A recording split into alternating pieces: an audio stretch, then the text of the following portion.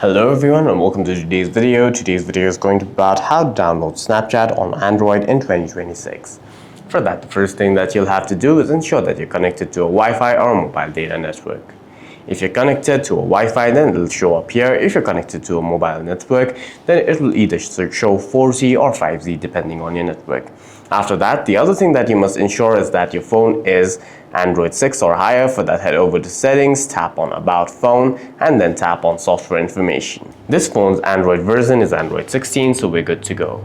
After that, you can simply head over to your app drawer again and then type in Play Store in the search bar.